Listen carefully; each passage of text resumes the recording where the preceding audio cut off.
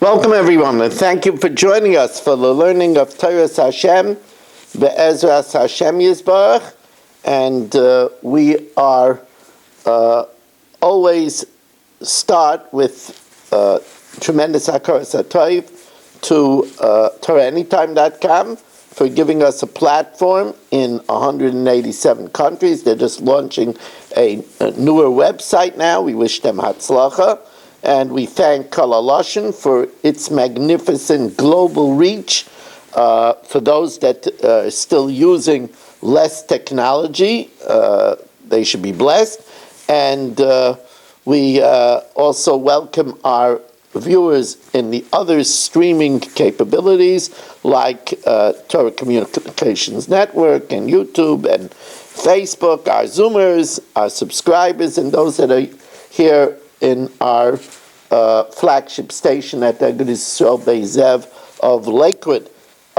We are dedicated tonight from afar. My dear Talmud, Dr. and Mrs. Block, who are in Eretz Yisrael as we speak, are dedicating this year because Dr. Block, in his words, said that as he is in Eretz Yisrael, he gets a deeper appreciation of what it meant that my Rebbetzin and I broadcasted this year from Eretz Yisrael to New York. And he said he attended one shir in the middle of the night, so he really appreciates what we did the 2 weeks that we are in Eretz Yisrael. We want to thank Dr. Block for sponsoring Bo. Those that want to sponsor from our satellites, those that listen and watch from afar and appreciate the share and want to be a sponsor, 718-916-3100, rmmwsi@aol.com. The pasuk tells us, "B'bayis echad ye'ochel." You should eat the Korban Pesach only in one house. Le'taitzi min habayis min habasar chutza. You should not take out of the house the meat of the Korban Pesach. That means, and this is a halacha psuka, that at the time of the Beis Hamikdash, when you had a Korban Pesach in your home, if you took the meat outside, you want to take it to your neighbor, you got to taste my wife's recipe. Of course, you could only eat from the Korban Pesach if you registered it on it. But once you take it outside of your house, it's disqualified.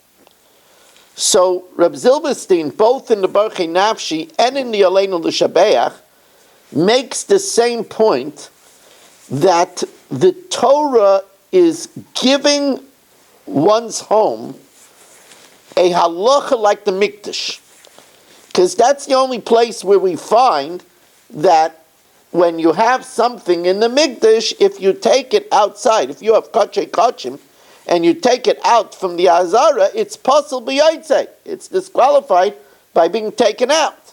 So here too, we have an idea that if it's taken out of the home, it's possible b'yaitze. It becomes disqualified by being taken out. That says, and I never made the connection. It's a ingenious connection. That says that that the house is equated to a mikdash. And when a chassan and kala get married, we give them a bracha that they should have a bayis nemo b'Yisrael.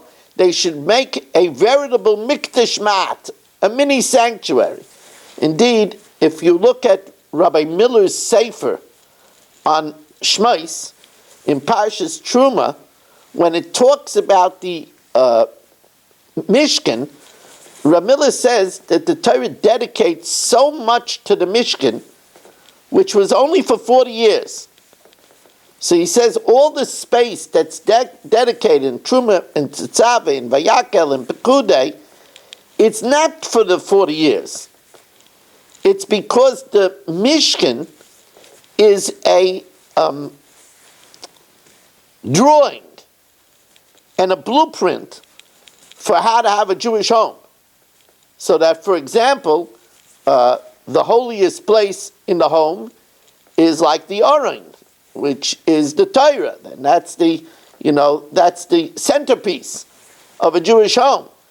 And I once came to a home, and I came for a kiddush, and they had an elaborate living room and dining room, and there was a beautiful break front, and I said, you come into the home. I mean, I didn't say it publicly, I embarrassed them. I told them later, you come into the home and you don't see one sefer. The Torah has to be given a center place in the home. And the children should see it. The children should see a shas. The children should see the svarim that their father learns from. But anyway, the reason why the Torah makes it that the Korban Pesach, if the meat is taken outside, is to show you it's disqualified, is to show you that it has the same law as the mikdash, because a home has to be converted into a mikdash. Many times you heard from me that a bayis is Bigamatria 412 and mikdash is Bigamatria 444. The difference is Lev. Lev is Bigamatria 32. So if you add 32 to 412, if you add 32 to bayis, it becomes a mikdash. If you put heart in the home, that makes it into a mikdash. Now, just to show you, there's this idea, there's a Gemara in Psachim, on Daf Kuf Yud Beis Amud Aleph. The Gemara says in Psachim, Al tikonis lebeischa pisaim. Don't enter your home suddenly, even if the only person that's home is your wife. So you say, look, why can't you walk in on your wife? Don't enter your home suddenly. And in explanation of the Gemara, the Rashbam, in the 10th parak, in the fascinating parak of Arvei Psachim, the Rashbam quotes a Medrash in Vayikra Rabbah. The Medrash says that Rabbi Yochanan, before entering his house, have a mashmiya kel. He would make some noise, sheyodu shehegiu, that they should have advance notice that he was coming in, that he shouldn't surprise the person. Shenemar, because it says about the kohen gadol, v'nishma koiloi bo el hakodesh. His noise is heard when he entered into the kodesh. Why? Because the kohen gadol wore the me'il, and on the hem of the me'il were the golden pamonim, were the golden bells. And when he entered, the bells tinkled. And this was to alert that he was coming in. So Rabbi Yochanan, who equated his home with a mikdash, behaved the same way, and he would knock, or he would make a noise before entering. So again, you find this idea that we're equating the Jewish home to a mikdash. Now, listen carefully, because this is very fundamental. Towards the end of Bereshis, when the Torah was talking about how Yosef had the run of Potiphar's home, really the run of his home. Potiphar already had no idea the orders that were put in the home and the deliveries. Yosef took care of everything. So it says, "V'lo yoda itay me'uma ki emes alechem asher hu oichel." That Potiphar did not have his hands on anything except for the bread that he eats. Now, what is the bread that he eats? That was referring to his wife. That Yosef had hands off. Now, Rashi says, what does it mean, the bread? So Rashi says, from the Medrash in Vayikra Rabbah, that when it says bread, that it means his wife. And Rashi says, well, Lashon Nikiya. It's a refined way of referring that Yosef didn't have anything to do with the wife. And the Targum Yonasan Ben Uziel, if you look at the Targum Yonasan Ben Uziel, it says clearly that lechem is in to say, his wife. The Balaturim, feeling that this metaphor is extremely important, says that it's revealed in a gematria. Ki im es halechem asher oichel is the exact gematria of he ishtai. Now it's not exact. I always check it out. Ki im es halechem asher oichel is 724, and he ishtai is 723. But the Balaturim holds with what we call the kailil. It could be one off. So but the Balaturim shows us through the Chochmas Gematria that this is very important, this metaphor that a wife is compared to lechem. So the question is, why do we compare a woman to bread? What's the analogy? Obviously the Torah makes such a metaphor, there's a reason for it. So the Baruch Nafshi quotes from his predecessors, from the Kadmonim, that in order to produce bread, you need to do 10 malachas. It says that's one of the reasons, if you look in the Mishnah Berurah, he brings down that when you make a maitzi, you're supposed to hold the bread with all of your 10 fingers. Because it takes 10 avodas to produce bread. In other words, chayrish, plowing, zereya, planting, kaitzer, harvesting, is in the process till it gets to be bread on the table. There's 10 jobs, that includes the threshing and the winnowing and the sifting, and there's 10 jobs.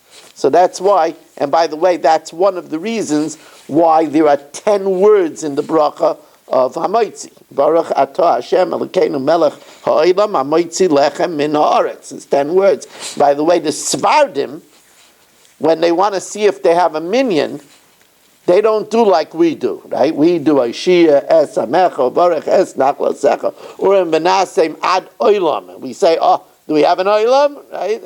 That's what we do. That's not what the Svardim do.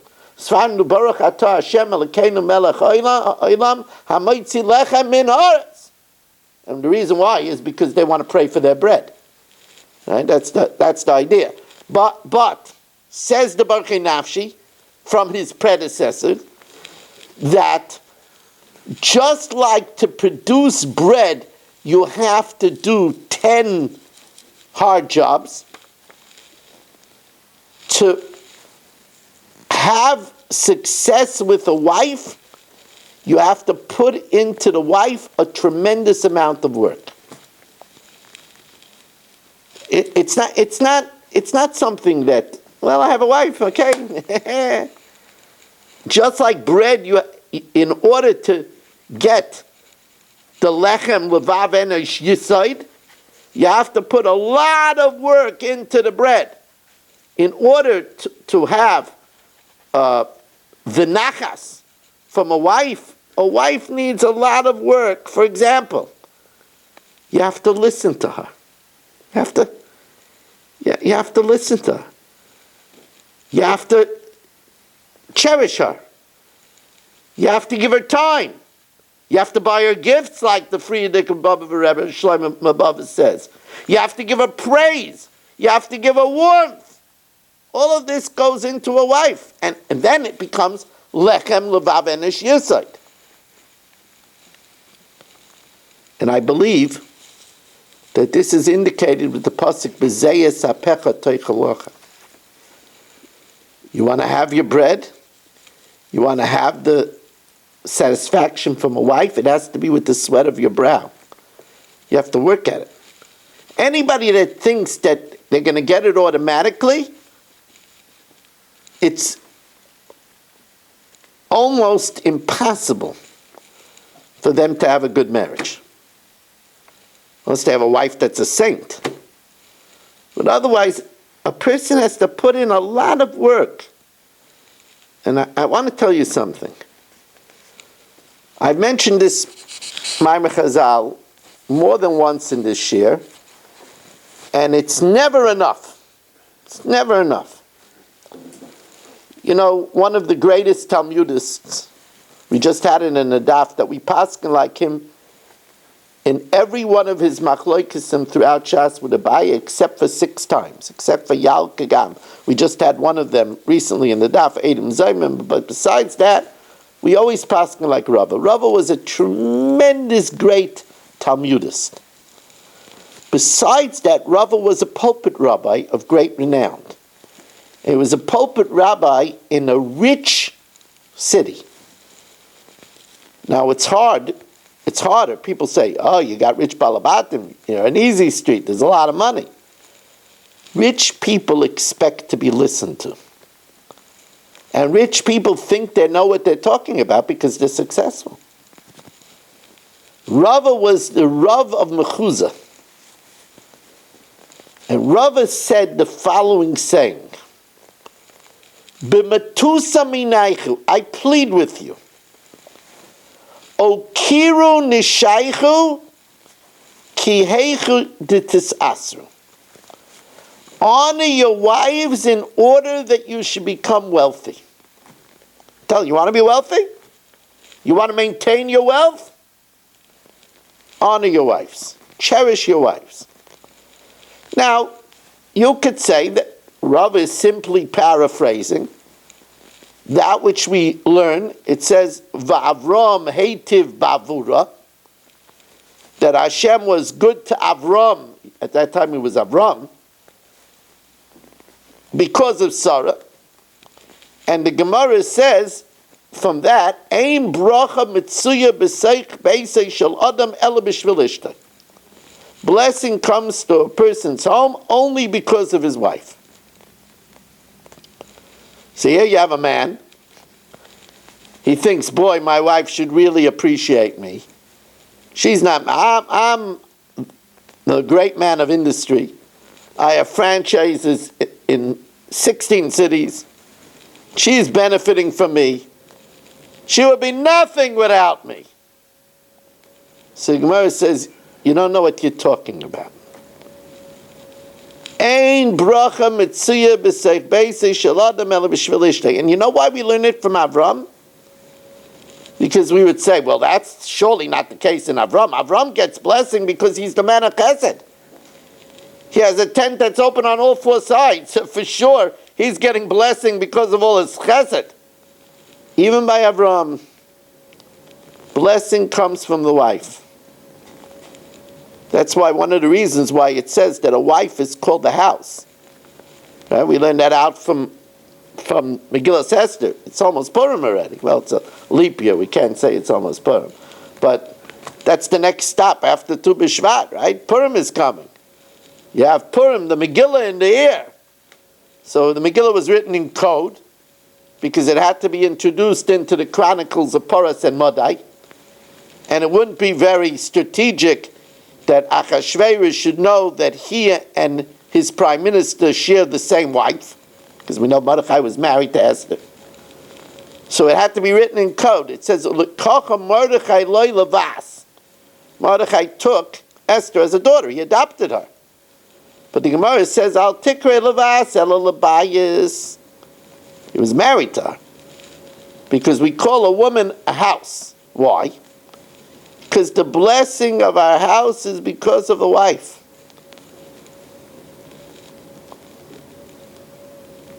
That's why it says in benching, Arachim Yishlach Lon Brachim Aruba, Bebayis Hazeh, Val Shulchan Zeh Shachalnu Alav. We say Bebayis Hazeh, we're really talking about our wife.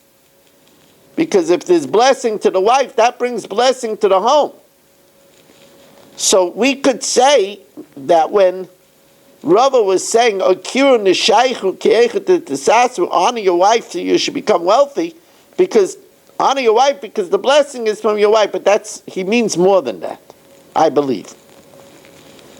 You see, why we don't find anywhere in the Torah else that a wife is called bread, except here, by Yosef.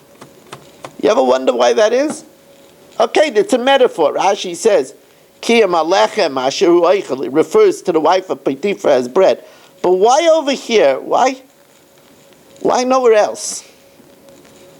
I believe the answer is because that's why Yosef became the viceroy who would give bread to the whole world and save his whole family, the Shivim Nefesh, by being able to support them in Goshen while Yaakov was alive 17 years, and afterwards until Yosef passed away at 110, why did he get such a schus? It was his Mesiris Nefesh by avoiding the temptation of the wife of Potiphar. So because he avoided the bread of Potiphar, he was the one to merit to provide bread to the whole world. But this metaphor is true also. You want to earn your bread. That's why we call money dough, right? You're bringing in the dough. You're bringing in the bread. You want to earn your bread? Treat your bread right. It's a direct correlation. If you're going to treat your wife right, Hashem will give you the bread. That's why a woman is called bread. So if you don't treat your wife right, you don't get the bread, Rabbi? The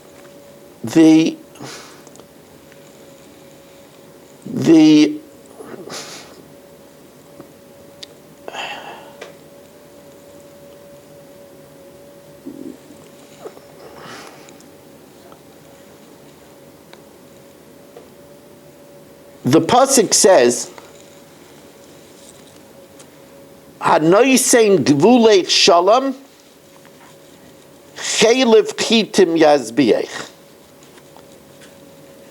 Now, this is a pasuk we say every day in the Halalukas, which the Gemara explains to mean that one's financial status is directly connected to his shalom bayis. The Gemara says, if there's no food in the cupboard, then there's likely to be discord in the home. And that's why it says, Hanoisen gvulei shalom, when is in one's borders peace, when chelev chitim yazbiach, when there's enough crops to satisfy. Reb Miller used to say that when he saw that there was a problem with shalom bayis, the first thing he looked into is if the husband had a job. But now we see that the pasuk can be understood in the way it's read. Hanoisen gvulei shalom. If a man ensures that there's peace in the home, if he treats his bread correctly, chelev chitim yazbiach, then there'll be plenty of food in the cupboard. Because if he treats the bread correctly, then there'll be bread. Now, we don't take questions on this year, but somebody piped in. So if you don't treat your wife, there won't be money? Sometimes there is. We know that there's such a thing as Rasha v'Toivloi. There are many cheshbonos that the Rabbeinu Shalom has. But if a person is not treating his wife right and he still has money, then he's going to get a lot more punishment in the next world. Now, I believe also, bearing this metaphor in mind, this is the reason why on Rosh Hashanah night, Rosh Hashanah, when a person's parnasa is decided, this is the reason why on Rosh Hashanah night we take the challah and we dip it in the honey. The lechem, which is our sustenance, we dip in the honey. Dvash, we said, is b'gematria isha. Dvash and isha is the same gematria. Because our bread, our sustenance is totally in the wife. It goes hand in hand. There's a well-known Maimon Chazal.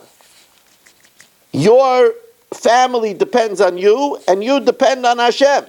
The way you take care of the people that depend on you, that's the way I'll take care of you. That's the connection of lechem and a wife.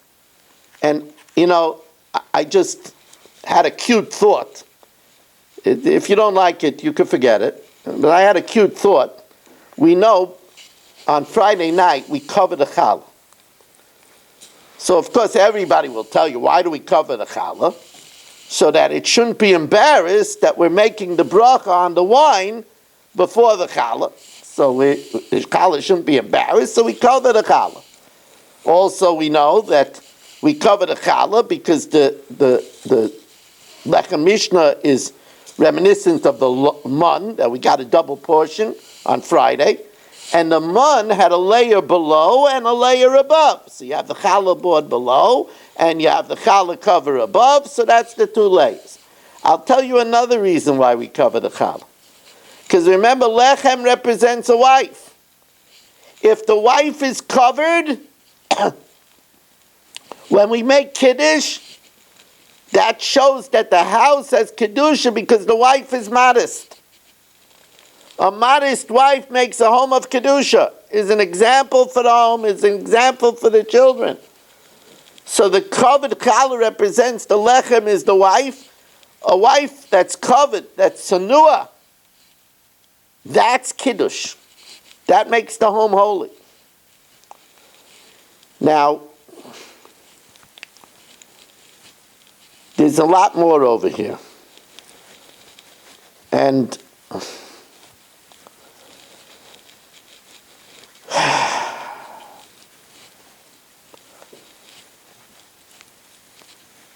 this is a family share. So I'm going to speak a little bit beremiza. Dai lechakima beremiza. But this share is pumped out all over. And this is something that cannot be left unsaid. Rashi says over here that it uses lechem as a lishna nekiya, as a euphemism. What's wrong with saying his wife? Is there anything dirty about saying his wife?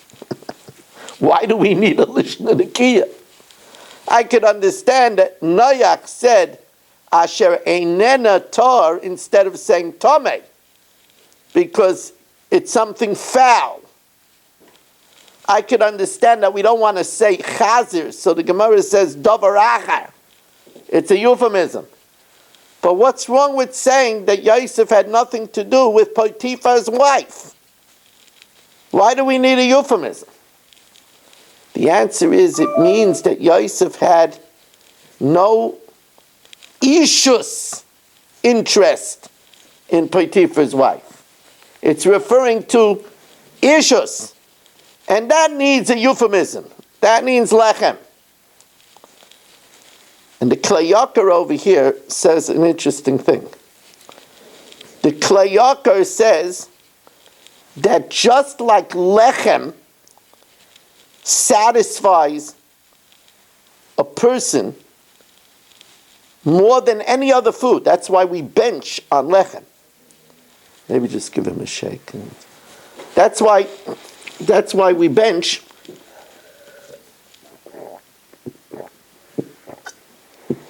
That's why we bench on lechem. We don't bench on anything else. Although there's one opinion in Masechtas Brachas that maybe you should bench on dates because dates are also mason. The dietitians would love to hear that, right? There's an opinion, we don't paskin that way. But nothing satisfies like bread. Says the Klei Yacher, the same thing is true. That a man and a woman that satisfy each other in a way that only a husband and wife can, that's a satisfaction that is found nowhere else. Lechem levav eno ish yisod. Comes along the Klei Yacher and he says, to the exclusion, if it would be a bi'asura, a forbidden ishus, that doesn't satisfy. Although people get very excited, they think that mayim genuvim yimtakel, stolen waters are sweet, but says the Klei Yacher, that doesn't satisfy. And I think probably the Klei Yacher is indicating that even if a spouse has in mind something else, then it also won't satisfy. It has to be with a purity. But there's a point over here that must be emphasized.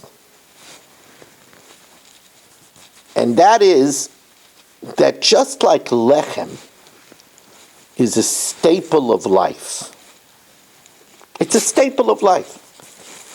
Most people would not think of having Shabbos without bread. It's a staple of life. So too, in a healthy home, the intimate relationship between a husband and wife is a very basic staple of life. Now, the reason why I'm making a point to mention this is, to my great dismay, I'm hearing more and more people are telling me that they haven't engaged with one another in months. They have too much on their mind. They're busy. They've grown apart. It's not acceptable. It's not acceptable. Especially if one of the partners is yearning for it. It means that they're failing dismally at their marriage. And if there's a medical issue, then it needs to be addressed. And it needs to be taken care of. We've said in this share before that the word for marital intimacy, the euphemism for marital intimacy all over Shas is Bia. Beis Yud Aleph Hey. That is an anagram of Ba-Ka. Bia can become Beis Aleph Yud Hey. Ka is, of course, Hashem. It says, Ish v'isha shalom beinehem, shchina shruya beinehem. The shalom beinehem, it reaches its highest level of a davak be'ishtay with Bia. And then the yud of the ish and the hey of the ish fuse and you have ka. So then that's the ba-ka. But if not, Bia is an anagram of another word, Ava, Aleph Yud Veis Hey, which means enmity. It creates enmity in the heart of one of the couples. And it's a very, very big failing in a marriage.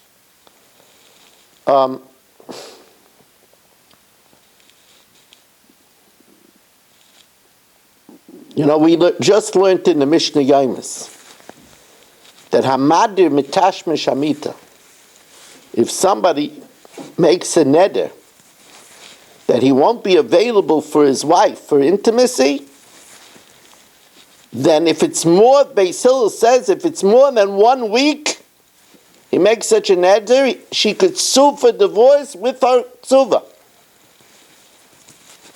That's how serious this is in the health of a marriage. And therefore, when we say that a woman is lechem, that means that, and it's a lishna nekiya, that means besides the other stuff that Rav Zilberstein spoke about it, that you need to sink in 10 malachas, it also means that that satisfaction, which is the lishna nekiya, that ishus, is a very, very important aspect. When it says, Lo toy ve'yoisa adam levadai, so what does it say? That man should leave his father and mother b'davak be'ishtai and cleave to his wife. V'hayu lebasar echad. That doesn't need any further explanation. And therefore, no one should be satisfied. Well, she's not saying anything. He's not saying anything. I go my way, he goes his way. It's not acceptable. And it's not giving nachas to the Rabbeinu Shalom. Hashem should give siyata d'shmaya that people should be able to correct this.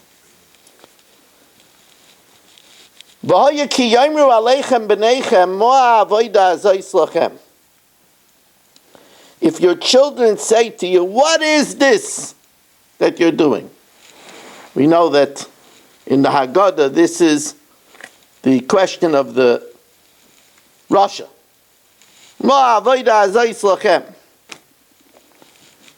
So there's a very fascinating Yalkut Shemaini, Reish Ches. Yalkut Shemaini says, Besura Ronis Basu Yisrael Ba'isashah. Bad news was given to Klal Yisrael at that time. Because there's going to be children that are going to say, what is this? What is this to you? That there'll be children that are going off the derech.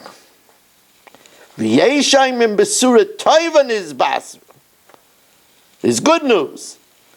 There'll be children and grandchildren. So Rabbi Yashiv says, what do you mean? If the grandchildren say it, that's even worse news. What do you mean there'll be good news? So the great Rabbi Yashiv, Rabbi Yashiv says as follows. Rabbi Yashiv says that the first one says, oh, it's bad news, they're going to be children off the derech. They're going to say, what are you doing? What's all this heebie-jeebie stuff, just, pass the pie. I got a movie to watch. I got friends that I got to get out to. What are we doing here? Says Rabbi Yashiv, since we have Haftacha, it's also in the Megillah, that the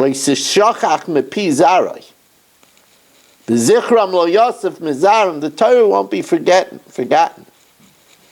Just like these children will rebel against their parents, their children will rebel against them.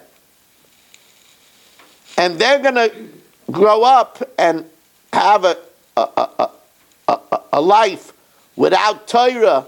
Then their children will rebel and say, this is empty. We want more of this.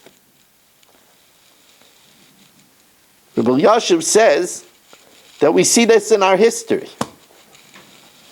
Achaz was a Melech Yisrael.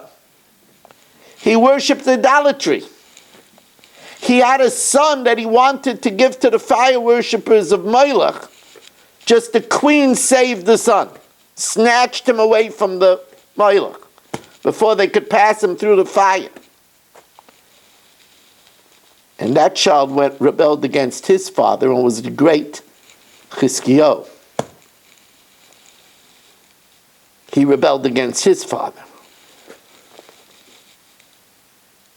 And this, by the way, is the reason why we give a Yerusha even to a child that's a Rasha. Because we have a hope that their children will be good people. And this is why in today's day and age, if God forbid a Jewish girl marries a guy, we still keep close. Because the children are Jews. And those children will come back in Yad Sasha. Now, although when we see it, we could understandably give up hope. It's already a second generation away from Yiddishkeit. The father married a guy, and now, the mother married a guy, and now they're raising children. Let me tell you a story from the Medrash. It's a real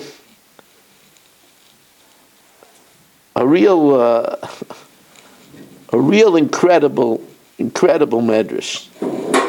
The Medrash says that Avram Avinu, we know he had Eshel Avram, as Eshel stands for Achila, Shtia, Lina, eating, drinking, and lodging, or Achila, Shtia, Levia, eating, drinking, and escorting.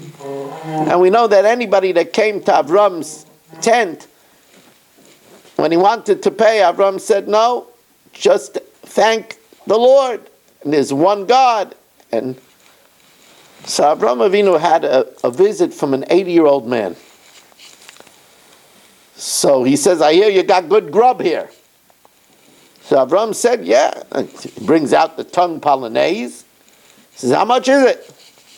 He says, just say a blessing to the God of the universe. He says, nah. He takes out a getchka from his pocket, puts it near the tongue, and starts thanking his getchka. Hiya salumi, salumi ulumi. You know? So Avram keeps on working on him. You know, that getchka, can it help you? Didn't a man make it? Isn't it ridiculous? Einayim v'lo yiru, it has eyes, it can't see. Right? It makes no sense. But the man was adamant, no, I come from a long line of idol worshippers. Our family had much success with the idols. My father lived to a ripe old age worshipping idols to the last minute. And Avram kept on trying. Finally, at the end, he said, okay, here's the tab. And the man paid, and he left. That night, Hashem appeared to Avram. Hashem said, Avram, 80 years I'm waiting for this man to return. And you give up on him after a few hours? Avram heard that. He dashed into the midbar of Beersheba and looked for the man and looked and found him, brought him back to his house, worked on him, and was mekarev him. Rabbi Yashiv says we see from here that we don't give up on people. Here's a man that's been astray 80 years and resisting all of Avraham Avinu's efforts. And Hashem said, I'm waiting for him 80 years. Rabbi Yashiv says it's a remarkable Gemara in Masechtas Nedarim. Gemara is in Masechtas Nedarim Lamed Beis Amud Aleph. The Gemara says, why did Avram deserve that his children should be exiled and persecuted in Mitzrayim for all those years? So there are many reasons in the Gemara. Rabbi Yochanan says the reason is because when he saved Lot and he battled the 4 mighty kings and rescued Lot and the people of Sodom, so they said, Tein li hanefesh v'rechush kach loch. Give us back our lives and take our money. So Avram said, I'm not taking anything. So the Gemara says, is a taina on Avram. He should have taken the Stomites and mekarev them. Says Rav Elyashiv, you know what you were talking about over here? You're talking about the Anshe Sidaim that were roim b'chatoim, roim b'gufan b'chatoim b'mamayim. They sinned with their bodies, they sinned with their money, they were cruel, they were stingy, they were greedy. But don't give up on people. Don't give up on people.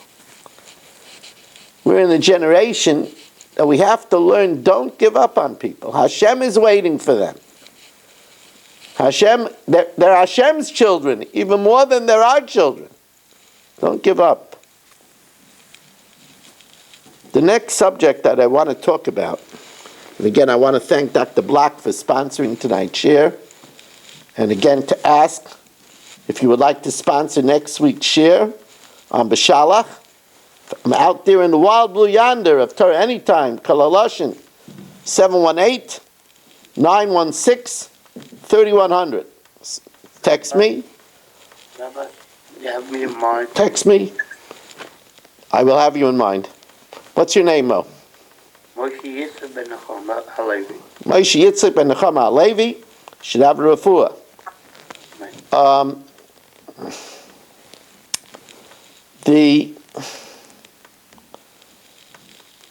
Or you could email at rmmwsi@aol.com. We know that, and I've spoken about this in the past, that lekamide deloy remiza baraisa. There's nothing that's not hinted to in the Torah. It's what it says in Pirkei Avos. Ha-foich ba de kulaba. Turn it around, turn it around. It's all there. We've said many times that there are many ramazim to Yashka in the Torah, since Yashka would cause such a mapecha in the world, overturning the world. So, for example, we said when the Torah says ki yasischa achicha ben imecha, if you're seduced by your brother, the son of your mother. So, of course, the question is, why does it say the brother, the son of your mother? And what about if it's the brother, the son of your father? Or what if it's the brother, the son of both parents? Why does it say achicha ben imecha? So it's a hint that there will come one of your brothers, a Jew, who will claim that he's only ben imecha, the son of a mother, virgin birth. So it's an illusion in the Torah. There are other illusions. Rabbeinu Tam has an illusion. We're not going to talk about that now. But the Sefer Bayis Neman, which I said was a great find of mine this year, and I never heard this before, says that there's a remez for Hitler Yamach Shemai in this week's Parsha. V'yomei shchayshich. It was dark that they felt the darkness, right? It was solid. They couldn't move the last 3 days. They couldn't move.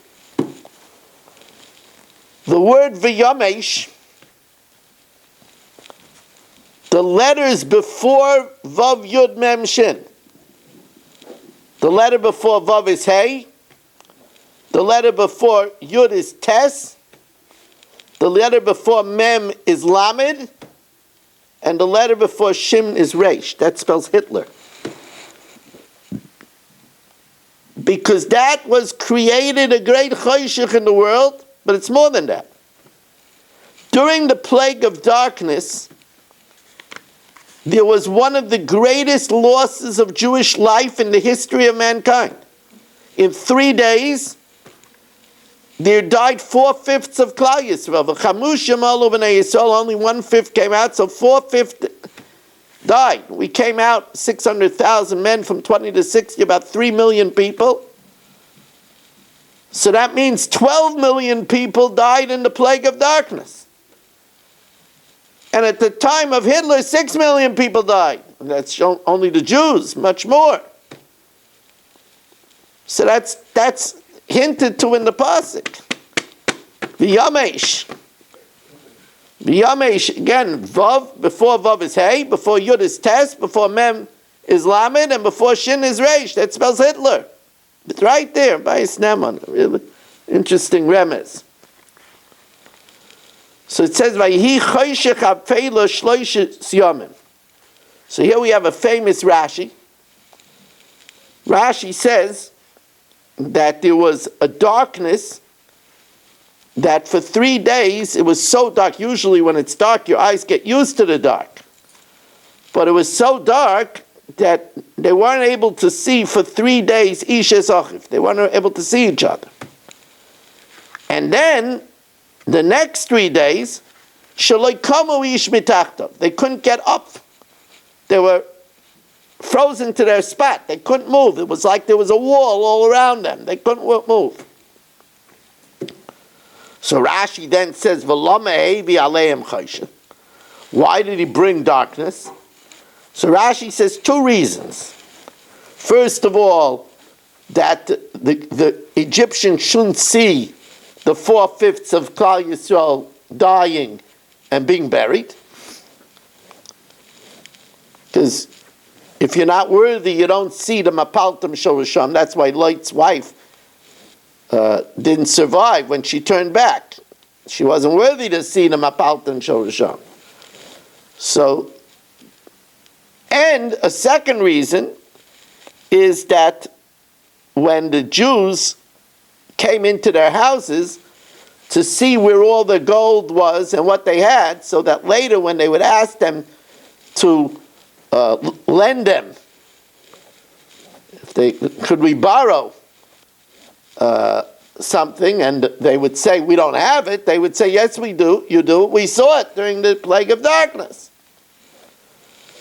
So here the Sibsei Chachamim brings down the Marshal's Kasha, the Levush asked the Kasha, the Eitz Yosef asked the Kasha, it's a famous Kasha. Why is this the only makkah that Rashi asks, why did it happen? He doesn't ask it by the other makkahs. So the Marshal says that Rashi wants to know why this makkah came in 2 stages. First 3 days they couldn't see, then the next 3 days they couldn't move. So Rashi says because it was 2 reasons. First, during the first 3 days they buried all the wicked Jews. So there was enough that they couldn't see. Then they came in the house to look and to rummage around in their closets and everything. So then they couldn't move. Then the Marshal says, but since the Torah says, "V'nosan eschein ha'am be'enei Mitzrayim," since it says they're going to favor us, so why would they make up an excuse? I don't have it. If we found favor in their eyes, they should want to give it to us. So the Marshal says, you know why we found favor in their eyes and they trusted us?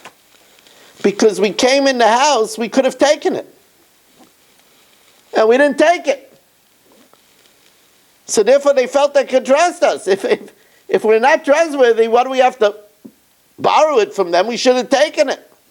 I want to add much more than that. We could have slit their throats. Think about it. If you were in a home of Nazis that gassed your relatives, these Egyptians, they took our babies and they put them in the walls of Pithom and Ramses. They had them thrown into the water. Paro slaughtered 150 in the morning and 150 in the night to bathe for his leprosy. If they couldn't move for 3 days, why didn't we just take knives and slit their throats? Why didn't we kick them to death? We didn't spit at them, we didn't hit them. So, and by the way, that just shows what a Jew is. That shows the DNA of a Jew. Moshe Rabbeinu said, we don't do that. That's not the way a Jew behaves. Even by the Yam Suf, Hashem Yelochem Lochem V'atem Tacharishim. That's not a Jew. Hamas will torture and kill and rape the bizarre opinion of the world. It's idiocy is a nice word. The craziness that's going on in The Hague, in South Africa, that which is going on in the college campuses. In the DNA of a Jew, we don't take revenge. We don't act with cruelty. Moshe Rabbeinu told them the only thing you're to go into is to see where things are. And that's all we did. And I want to propose that that's why beforehand the 4/5 of Klal Yisrael had to die. Because maybe those 4/5 wouldn't have listened. And maybe they would have gone in and plundered. Remember when there was a blackout in Manhattan? There were no stores that were left that weren't looted. The island went crazy. Here we have a slave population who were persecuted and oppressed unfairly, and they didn't take anything. And they didn't do anything to the tormentors. It's an amazing thing. And it could very well be that this is also reason that 4/5 had to die early, because if they saw all the loot and all the baubles that they would leave with, maybe they would have wanted to leave. And Hashem said, that's too late. Now, as to the Midah Keneged Midah of Cheshach, there's a fascinating Medrash Haggadah. The Medrash Haggadah says, it's really an interesting Medrash Haggadah. The Medrash Haggadah says that when the Egyptians sat down to supper, it was dark. He summoned the Jew, took a tray, put it on his head, and lit a candle. and told the Jew not to move. If he moves, he'll cut off his head. So therefore the Medrash HaGadol says it's Mida Keneged Mida. You got your light from forcing a Jew, now you'll be without light. And because you threatened with death the Jew not to move, you won't be able to move. You have to understand also that they were obviously punished with a fast of 72 hours because they couldn't move to get food. There was nobody around. Now, it could be they had a chayin for the Jews.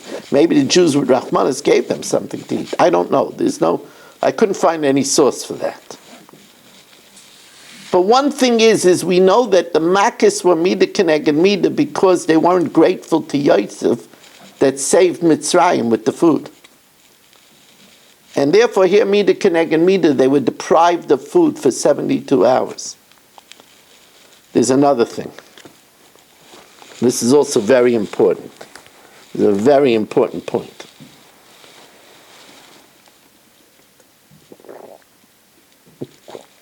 It's true that it's a Mida Keneged Mida because they made us work in the night like it was day.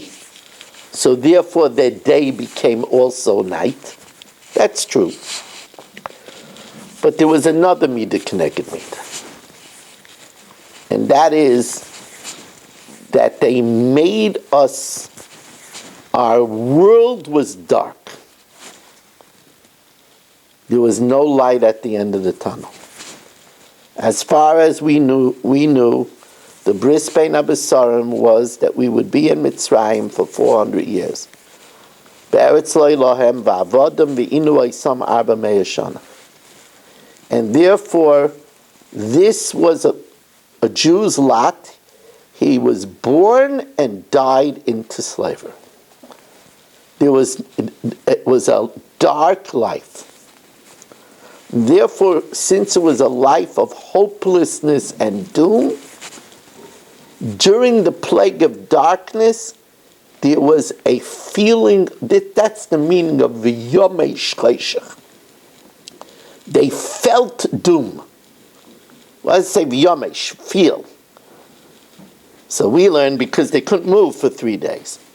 But it was the kind of darkness that was hopeless. And it fits in very well with the Orach Chaim HaKadosh. The Orach Chaim HaKadosh says, V'yesh oimrim from the Medrash Shul, choshech shel Gehenim, that they were given the darkness of hell.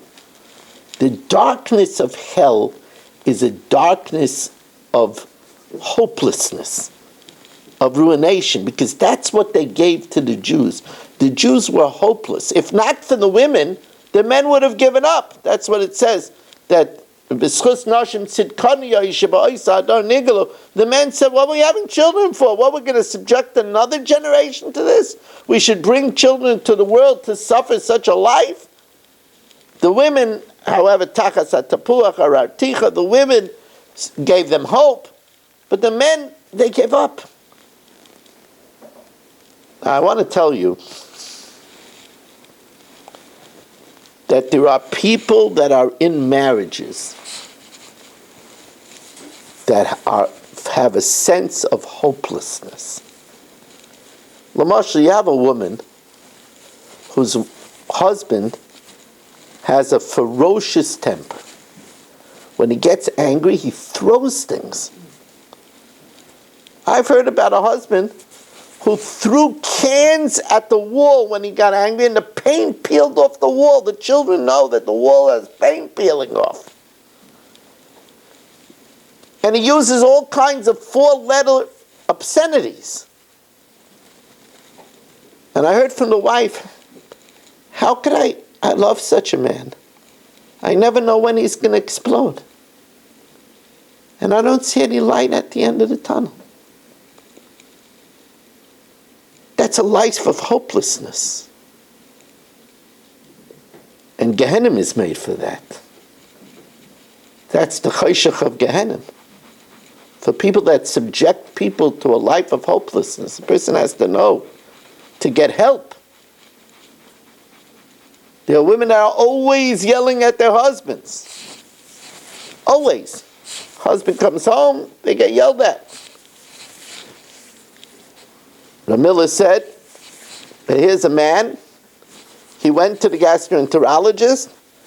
The gastroenterologist told him he hasn't been feeling well. He says, you have a lot of mini ulcers. So Ramila says, you know why? Because his wife is a multiple stabber. So Ramila says, I don't mean that she has a machete. I don't mean that she has a stiletto. But yesh botek kimat kores charv. There are those that utter, and it's like the stabbing of a sword. That's a pasuk in Mishlei. He's always yelling at him. Always, he's cringing inside. His body tightens up until he has many ulcers. That's a life without light at the end of the tunnel. Gehenna is made for this.